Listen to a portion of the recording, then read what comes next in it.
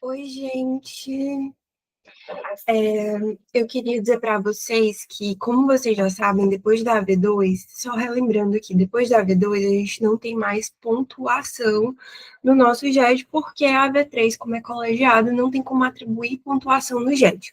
Por isso, a gente vai voltar aos nossos GEDs mesmo, ao vivo e tudo mais. Só que esse GED, de forma extraordinária, eu ainda não consegui fazer o ao vivo no horário certinho e tudo, por uma questão mesmo de incompatibilidade de horário, por um compromisso que eu já vinha tendo, tanto que eu avisei para vocês até um pouquinho em cima da hora e tudo, porque eu já tinha uma noção de que essa semana realmente não ia dar certo. Mas a partir da próxima a gente já vai começar nos ao vivo, porque como agora é só para validade de atividade complementar, não tem mais uma necessidade de ficar fazendo quiz e todas essas coisas, tá? Então, essa semana vocês só tiveram uma aula que realmente foi de conteúdo, porque a outra foi de entrega de prova. Então, é muito pequeno, esse GED vai ser muito, muito breve, muito mesmo. Só tem, para vocês terem noção, só tem dois slidezinhos, tipo, mas é um conteúdo muito importante. Então, para vocês irem para colegiado, então eu vou dar uma ênfase mesmo bem direitinho. Eu digo que ele é importante porque ele costuma confundir, enfim, como a gente está vendo ele mais no final, muita gente está cansado já e tem outras responsabilidades, outras matérias, outras disciplinas também. Então, às vezes a gente deixa um pouquinho a desejar, porque depois de passado todos os tipos lá de tributo e todo aquele conteúdo da AV2 e projeto de extensão e tudo, o que resta para o final é aquela coisa que a gente já está tipo, muito saturado, mas a gente vai ver da Constituição Federal as vedações do artigo 151 e 152, ou seja, o que a Constituição Federal diz que a União não pode, tipo, tipos de tributo, modelos, enfim, que a União não pode criar, certo? E vocês vão entender por quê e como isso tem a ver com o princípio da isonomia que a gente já vinha estudando. Então, assim, no artigo 151, ele tem lá toda a redação direitinho, e aqui vocês sabem que no slide eu sempre estou destrinchando, né? Então, ele diz que a União, ela não pode criar tributos que variem por região. Então, assim, o que ele pretende com isso? E como eu já fui monitora de constitucional, e o professor Gustavo Liberato trabalha muito nessa linha de pensamento também, ele dá uma ênfase para esses artigos, quem foi aluno do professor Gustavo já sabe que, e já leu muita jurisprudência sobre isso, que o princípio da isonomia no direito constitucional em si, ele é um ponto de muito, muito problema, assim, quando a gente fala de legislação no âmbito estadual e até mesmo municipal, mas principalmente no âmbito estadual. Se vocês fossem pegar jurisprudências, existem várias, muitas mesmo, até naquele materialzinho que eu preparei para vocês, eu botei uma desse ano, de tão recente, uma coisa que eu não sei por que isso acontece. Mas, assim, por que isso acontece, em que regiões isso acontece, enfim, vamos entender. Gente, é muito comum que os estados, eles façam leis, né, o, enfim, os deputados estaduais, até os próprios vereadores, mas enfim, mais os deputados estaduais, promovam leis que eles consigam ter o apoio de empresários, certo? E por que eles querem esses apoios? Porque, querendo ou não, gente, para eles é muito interessante, né, ter apoio quem tem o apoio dos empresários tem muita coisa. E os empresários locais, eles dizem assim, não, a gente vai valorizar quem é daqui, quem paga os tributos daqui. E com isso, eles fazem o seguinte, eles criam leis que dizem, não, então quem já paga determinada, tipo assim, uma empresa que começa aqui em Santa Catarina, porque é o que vem na cabeça, ela vai ter, por exemplo, 50% da tributação reduzida, porque ela já paga mais tributos aqui, tanto estaduais quanto, enfim, para o próprio município, que, querendo ou não, reflete, né, o crescimento do Estado, do que empresas que vêm de fora, certo? De outras regiões do Brasil, e que não estão pagando tributo nenhum. Então, a gente vai fazer essa distinção porque, na cabeça desses legisladores, isso seria justo. Só que, gente, isso não é justo. Inclusive, eu sei que no âmbito tributário é até um pouco mais difícil a gente entender, porque a gente pensa, realmente, eles estão pagando mais tributos. Mas isso não é justo, porque pensa na outra pessoa que está expandindo do outro local e em como isso realmente pode vedar não, desculpa, mas pode atrapalhar a livre concorrência. Porque a gente tem que pensar que a nossa Constituição também, ela é muito pautada no princípio da livre concorrência.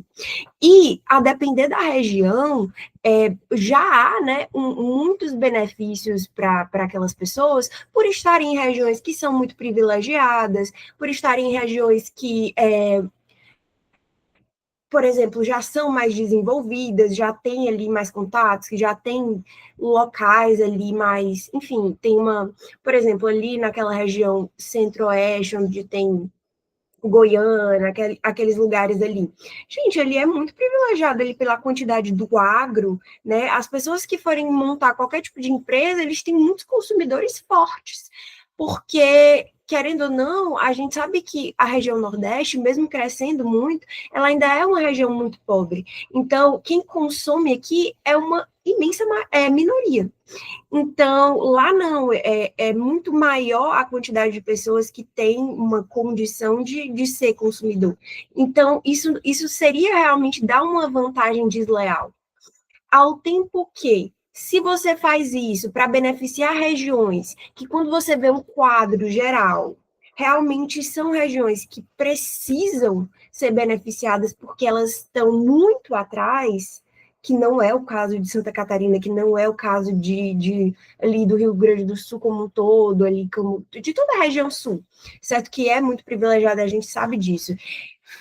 Tanto sul, sudeste, até centro-oeste também. Mas quando chega Nordeste e Norte, principalmente a região Norte. A região Norte, inclusive, a gente tem um ponto do Brasil que chama Zona Franca de Manaus, que realmente na Zona Franca de Manaus há vamos dizer, um favorecimento ali de relações ali tributárias, de contribuição, porque a região Norte é muito atrasada. É uma região que realmente você vai ver quem é que vai consumir na região norte. Então, se eu sou uma empresa, se eu sou uma pessoa jurídica, quem vai consumir de mim? Como é que eu vou empreender aqui? Então, se eu já vou ter que pagar tributo igual eu pagaria ali no Rio Grande do Sul, não é melhor eu ir para o Rio Grande do Sul? E eu preciso pensar nisso porque quando eu estou gerindo um país, eu preciso pensar que o país ele é como um todo, certo? Porque a gente é um federalismo, e eu preciso pensar que eu tenho que tentar igualar as regiões, eu tenho que tentar torná-las ali, mas eu sei que isso é impossível, mas pelo menos mais próximas, e eu tenho que tentar incentivar o empreendedorismo nessas regiões onde tem pouquíssimo, porque as pessoas precisam mais de emprego nessas regiões, as pessoas precisam mais de circulação de capital nessas regiões, que não é o caso de regiões que já são ricas. Então, por isso que isso já não é possível, e isso já é inconstitucional. Inclusive, saindo um pouco do âmbito tributário, para talvez vocês terem uma visualização maior de como isso acontece, porque tributário a gente já não vê tanto assim concreto no dia a dia, mas eu não sei se vocês viram já, porque eu já vi muito na época que eu estava no vestibular, que tem alguns estados que favorecem pessoas que são daquela região. Ah, não, essa pessoa aqui tem, sei lá, eu não sei como é que eles fazem esse tipo de favorecimento, mas existe ali um mecanismo legal, por meio do Estado, que vai favorecer a entrada de pessoas que são do próprio Estado, para que haja um incentivo ao ingresso ali daquelas pessoas e não venham de fora, tipo assim, para que eles não fiquem em desvantagem com as pessoas de fora, de outros locais do Brasil. E isso é amplamente legislado, então, assim, a nível de assembleias legislativas, é uma quantidade imensa de lei que tem isso. E, gente, isso é inconstitucional. Isso é inconstitucional, porque eu não posso favorecer uma pessoa de uma região só porque ela é da minha região. Eu vi uma deputada estadual falando, não, mas é porque depois os que são de outros estados, eu vou gastar o dinheiro público com eles aqui, e aí depois eles saem e vão atender em outros estados, porque ela estava falando de faculdade de medicina. Gente, eu fico assim, embasbacada, porque eu entendo ali a lógica do eleitor comum, que pensa, não, realmente a gente precisa de médico é aqui e tudo, mas a gente precisa pensar que a educação é um direito constitucional. E é um direito constitucional que a gente, a depender da época, já tem um acesso muito difícil, porque a gente tem o quê? 6 milhões de pessoas fazendo Enem por aí, enquanto a gente só tem 1 milhão de vagas nas universidades públicas. Então, a gente não tem esse direito garantido, a gente precisa lutar por ele. Então, imagina se eu ainda tenho barreiras regionais. Aí já não dá certo, né? Tipo assim, é muito desleal. Hum, Me desculpem o monólogo. Mas, enfim, outra coisa que ela não pode fazer, a União, é tributar a renda da dívida pública dos estados, municípios, Distrito Federal, e nem os salários das pessoas aposentadas ou mesmo dos servidores, em valores que são superiores aos que são aplicados às próprias obrigações dela, União. Porque existia, e é muito real, o servidor que ele é federal, que ele trabalha para a União, geralmente ele tem ali uma, vamos dizer, como é que... ele geralmente recebe melhor, digamos assim, tipo, é melhor ser servidor da União do que servidor estadual, na maioria dos casos. Por exemplo, os meus avós eram professores da Universidade Federal. E já aconteceu vários momentos ali deles precisarem receber o quê? Precatório, todas essas coisas que é muito comum para funcionário público precisar receber. Mas eles sempre receberam e não demora para acontecer, porque a União tem ali uma quantidade de dinheiro muito maior. Já, por exemplo, o meu sogro, ele é da UES. E ele tem um caso na UES que já tem ali 20 anos. E roda, e roda, e roda, e já fizeram acordo e nada de receber, porque Estado tem outras prioridades, e aí quando vai se pagar esse tipo de funcionário, e funcionários públicos, enfim, já se tem ali que colocar, claro, é uma prioridade, mas aí você tem que priorizar também o dinheiro que vai para investido nas questões constitucionais que são obrigatórias, educação, saúde e tudo, e, claro, o salário dos professores e dos profissionais está incluso nisso, mas a diferença ali que é judicializada, não, sabe? E aí, isso já é uma desvalorização, querendo ou não. Mas, claro, isso é comum até no mercado de livre concorrência. Só que imagina se a União ainda pudesse tributar a renda da dívida pública dos estados, que os estados, gente, os estados sempre estão em déficit. Eles nunca um estado termina ali bem, fecha ali as contas públicas bem. Inclusive, se terminar, ele é até meio que rechaçado, porque, não investiu tanto que deveria, porque a gente tem uma cabeça de gestão aqui no Brasil muito ruim nesse aspecto. E também ainda tem essa questão do salário, porque, poxa, imagina, se você é servidor da União, você é tributado a menor, sendo que você já recebe mais, sendo que você já tem garantias maiores, não teria o menor sentido. Então, isso aqui é até um pouco intuitivo mesmo, de vocês saberem. Outra coisa é que a União, ela não pode, isso aqui, pelo amor de Deus, se você fez uma boa cadeira de direito constitucional, você realmente nem precisaria ver isso em tributário. Mas muita gente tem essa dificuldade em direito constitucional, então é bom ressaltar. Gente, a União, ela não pode conceder nenhum tipo de benefício, isenção, enfim, de tributo, de competência que seja de outros entes da federação. Porque isso seria o quê? Adentrar em competência que não é dela. Então, se a Constituição diz que o IPTU é de competência estadual, não, o IPTU é de competência municipal, então significa que nem o Estado, nem a União e nem senhor ninguém pode se meter em benefício, em qualquer coisa que o município vá dar em relação a esse tributo, porque só ele tem autonomia financeira e todas aquelas questões que a gente vê que cada ente da federação tem, para ver se ele pode disponibilizar esses valores, se ele pode fazer essa concessão, essa isenção para determinadas pessoas, se ele pode realmente trabalhar com essa política pública. Então, não teria o menor sentido a União poder fazer isso. A gente não seria realmente um federalismo se a União fosse tão livre para poder mexer em tudo, né? A gente seria, com certeza, um governo muito centralizado. Aí a gente já é, né? E aí, no âmbito do artigo 152 da Constituição, a Constituição ela proíbe que os estados, os municípios e o DF, eles adotem políticas tributárias que discriminem bens e serviços pela origem ou destino, que é a mesma lógica ali do 151, inciso primeiro, só que com algumas diferenças, porque aqui a gente está falando muito mais especificamente de ICMS, de tributação em cadeia. Tipo, você vai chegar no meu, entendeu? Tipo, você parte de uma origem, mas chega no meu estado, já que não está originado daqui, vai ter uma tributação a maior. Quer dizer, isso não poderia, porque como é o caso da União, certo? A gente tem que pensar no âmbito federal, mas imagina que a União começa ali a fazer. Eu não sei se vocês já assistiram, tem um filme que se chama O Agente Secreto, e agora ele está no cinema, com Wagner Moura e tudo.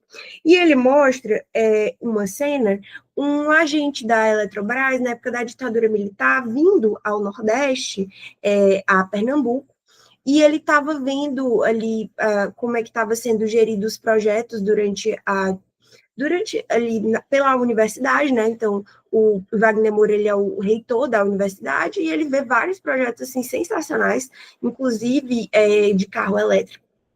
E ele boicota muito, ele quer realmente tirar essa verba ali do que é da universidade, e isso seria realmente uma centralização do governo, olhando para uma região que ele não quer que se desenvolva, que ele não quer realmente que cresça, digamos assim, do governo federal, ou, imagina, também pode acontecer, eu sou um político de determinado estado, e aí, com isso, eu quero que eu tenha mais votos.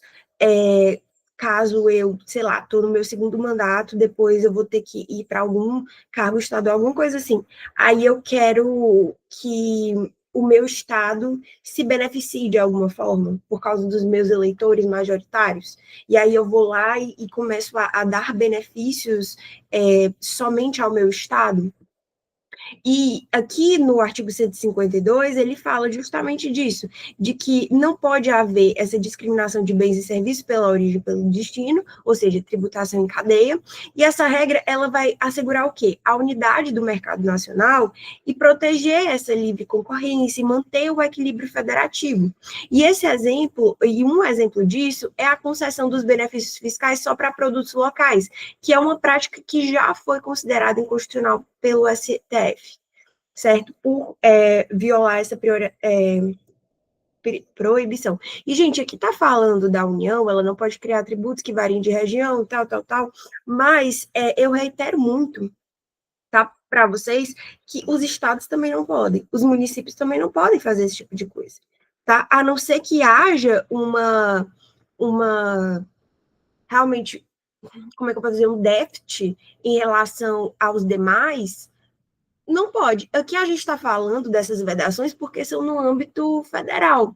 Então, quando a gente está falando de tributos federais, a União ela não pode favorecer. Mas quando a gente entrar em tributos estaduais, em tributos municipais, é da mesma forma. A isonomia ela tem que ser vista realmente no mesmo ângulo, entendeu? Então, eu já adianto vocês disso, porque não é comum isso acontecer por parte da União. Isso é muito mais comum, essa guerra entre os estados. E aí, a gente entrou na última aula, né, com as imunidades tributárias, que são justamente essas limitações constitucionais ao poder de tributar. Gente, a maior preocupação de vocês em relação a isso tem que ser não confundir imunidade com isenção, tá? Porque, assim, uma limitação constitucional ao poder tributar, ela é uma garantia ali muito mais, como é que eu posso dizer, forte, ela tá, é um artigo da Constituição, tá? Então, realmente, você não pode nem pensar em fazer isso, em tributar, em cobrar um tipo de tributo ali, e não tem essa de, ai, pode ser parcial, pode ser total. Não cabe, não cabe aqui, não cabe. Imune é 100% imune, certo? E aí, e eles têm um cunho muito específico quando eles estão ali na Constituição, que é funcionar como garantias essenciais para proteger os direitos fundamentais e coletivos. Eles não são ali meros benefícios fiscais, como a gente vê em algumas leis ordinárias, enfim, complementares, mas eles são instrumentos que vão assegurar os valores importantes que foram cunhados na Constituição de 88, que são liberdade, igualdade, cidadania, cultura, enfim. E aí, o professor, na aula, ele mostrou enfim, dois artigos que não são muito comuns quando a gente fala de imunidade, porque quando a gente fala de imunidade, geralmente a gente pensa ali pelos artigos do 150, por ali para baixo, porque são muito específicos, que vai falar da imunidade das igrejas, daquela coisa toda. Mas existem outras imunidades que a gente tem que levar em consideração e que o professor reiterou, que são a do artigo 5º, inciso 34 da Constituição, que assegura que você não pode ser tributado nem no seu direito de petição, né, aos poderes públicos, ou seja, não pode se cobrar uma taxa para defender os seus direitos ou para você denunciar ilegalidades. E com isso, gente, a gente não está falando das custas processuais, a gente está falando de taxa, que é diferente, tá? E nem em relação a você obter certidões, tá? Em repartições públicas, que sejam suas, tipo sua certidão de, sei lá, certidão de casamento, coisa assim. Ah, mas eu vou no cartório, eu pago um valor tal. Não é tributo, não é tributo, tá? Ali é um outro valor, a gente vai denominar de outra maneira, tá? E no artigo 7º, e no parágrafo 7º do 195 da Constituição Federal, ele afirma que as entidades beneficentes de assistência social, enfim, e tudo isso relacionado a, enfim, não só assistência social no aspecto que a gente está acostumado, tipo uma casa ali que presta, não, mas assistência social no sentido de tudo que o Estado deveria fazer, mas ele não dá conta de fazer sozinho, tá? Elas são isentas de contribuição social, tá? Para a Seguridade Social, que é um tipo de tributo. Então, fiquem muito atentos para que tipo de tributo é. Aqui, no artigo 5º, inciso 34, a gente viu imunidade a taxas. Isso significa que os outros tributos, ela pode ser cobrada sim, ok? E no parágrafo 7º do 195, elas são tributadas ou elas são imunes em relação à contribuição para a Seguridade Social. Ou seja, em relação aos demais tributos, elas não são imunes, ok? Em regra, aqui é o que a gente está falando. Ah, mas e se tiver outra imunidade ali que vai ser citada posteriormente? Aí tudo bem, mas aqui é importante que vocês saibam o tipo de tributo, porque é um assunto que vocês viram para a Seguridade Social, e é importante também que vocês marquem no VAD, enfim, de vocês, que no parágrafo 7º do 195 tem dito que elas são isentas, mas, na verdade, essa isenção não é isenção, porque se está no texto da Constituição, não é isenção, é imunidade. Porque isenção é feita através de lei, entendeu? Uma lei ali que, enfim, é posterior e ela é específica, enfim. E aí, um exemplo, né, que o professor trouxe em sala de aula dessa imunidade tributária em relação a essa questão de assistência social é da Unifor. E esse benefício ele é uma garantia constitucional que não é uma concessão legal comum, tá? Porque Constituição não é lei, é norma, tá? E ela protege entidades beneficentes que elas cumpram requisitos como não distribuir lucros, ou seja, entidade sem fins lucrativos. E, gente, pelo amor de Deus, entidade que não distribui lucro não é entidade que não tem lucro no sentido de, eu não vou cobrar, não, não é isso. Entidade sem fins lucrativos, ela pode sim ter um valor um pouco mais caro e tudo mais, só que o que acontece? Tudo que ela receber não pode ir para, sei lá, o bolso dos sócios, não. O que ela recebe tem que ser gasto ali dentro, entendeu? Então, a gente vê, por exemplo, que a Unifor tem uma grande e mega estrutura ali, né? E ela também concede as bolsas filantrópicas para que outras pessoas estudem ali. E ela também paga os funcionários, e que não são poucos que estão ali. Inclusive, a gente tem uma gama muito grande de professores para poder escolher. Então, é isso que a gente fala quando é uma entidade sem fins lucrativos, ok? Não que é uma entidade que vai cobrar só preço de... Não. E, é, e aí, como exemplo, temos a Unifor. E aí, eu trouxe aqui um quadro comparativo entre imunidade e isenção, que eu me baseei um pouco no quadro do professor, mas eu fiz algumas correções, alguns ajustes, que para ficar também mais fácil. Então, porque a imunidade, ela é o quê? Uma proibição constitucional do poder de tributar, enquanto, e aí, no caso, é importante vocês saberem que ela é uma limitação constitucional de competência, ok? A isenção, ela é uma dispensa legal do pagamento do tributo devido. Então, eu, enquanto ente federado, depender do ente federado que vai fazer a lei de isenção. Então, vamos supor que é da União mesmo, tá? Então, é um tributo federal e eu vou fazer uma lei federal relacionada a uma isenção específica. Eu poderia cobrar, mas eu estou renunciando, eu estou dispensando esse meu direito em prol de um determinado motivo que vai estar explícito na lei, ok? Então, tem isenção de alguns, por exemplo, acho que de impostos de renda para pessoas que já tiveram câncer, tem algumas coisas assim, certo? E a gente sabe que, enfim, tem que ter uma motivação, mas que se o Estado quisesse, ele poderia tributar, entendeu? É uma escolha, ao contrário da imunidade. Aí, a imunidade, ela sempre vai estar na Constituição Federal, tá? Sempre, se é uma imunidade, a imunidade, ela é necessariamente constitucional. A isenção, ela sempre vai estar em lei, ok? Em lei específica, tá? Concedendo isenção. A imunidade, ela só pode ser modificada por emenda à Constituição, mas fiquem muito atentos, pelo amor de Deus. Por quê?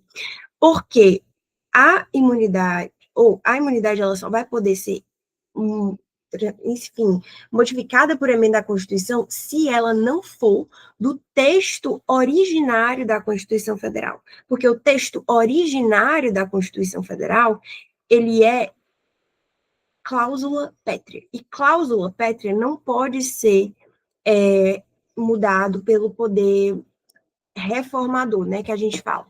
Então, não pode vir emenda à Constituição para tirar a cláusula pétrea, certo? Então, se a imunidade for uma imunidade que entrou na Constituição posteriormente, por emenda constitucional, ela poderá, pelo mesmo meio, né, que é emenda constitucional, ser posta para fora. Mas, se ela estava na Constituição, no seu texto originário, ela é cláusula pétrea e não pode, ok? E já na isenção, pela mesma lei que ela foi feita. Então, se essa isenção foi necessária para esse tributo em específico, lei ordinária só, então vai ser lei ordinária. Se foi lei complementar, vai ser lei complementar. Aí, na imunidade, ela atua antes dessa criação do tributo, porque ela é uma limitação de competência, tá? E ela não incide sobre essas obrigações acessórias. Por exemplo, as igrejas que são imunes ali aos impostos, tá? Elas são obrigadas, por exemplo, a declararem os impostos de renda. Elas declaram, elas só não pagam, ok? Em relação à isenção, ela atua após a criação do tributo. Tipo assim, o Estado está tributando normal. Ele escolhe, tá? Não tributar. Então, atua após a criação do tributo, mas antes do lançamento, porque quando ele vai lançar, ele não lança para aquele grupo ali de pessoas e tal, ok? Porque é uma dispensa de pagamento. Aí, aqui o professor colocou também, para vocês não confundirem a diferença de alíquota zero com não incidência. A alíquota zero, ela é um incentivo fiscal que ela vai zerar as alíquotas dos tributos, enquanto a não incidência, ela é um fato que não está previsto em lei, então não se adequa ao fato gerador para incidir a cobrança daquele tributo. A alíquota zero, ela é por lei ou decreto, enquanto a não incidência é simplesmente uma ausência de previsão legal, então ela é factual. A alíquota zero, ela é um ato infralegal, né? Enquanto a não incidência é uma seria necessária uma nova lei para que pudesse incidir, para que pudesse alterar, certo? Enquanto o momento da incidência, a alíquota zero é no cálculo do tributo, porque, por exemplo, no imposto de importação, não, de exportação, como a gente quer exportar, para que a nossa balança comercial fique equilibrada, a gente escolhe, não pelo mesmo por decreto ali do Poder Legislativo, não colocar a alíquota, tipo assim, não fazer, botar a alíquota zero, ou seja, quando ele for calcular, ele não vai precisar pagar tributo nenhum, ele só vai exportar. Ele não paga imposto de exportação, porque a gente quer que ele exporte, então é um incentivo, certo?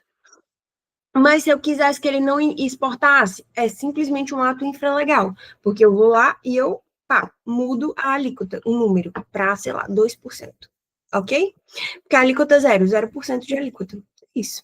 Enquanto a não incidência seria necessária uma nova lei para caracterizar determinada atitude, ação, fato e torná-lo um fato gerador de tributo, de tributação. E o momento da incidência é na definição legal do tributo mesmo. E, gente, foi isso, gente. Eu acho que eu até falei mais do que seria previsto ali por mim. E peço desculpas por não ter feito ao vivo essa semana e claramente todo mundo está presente. Qualquer dúvida, vocês já sabem que podem entrar em contato comigo. Tchau.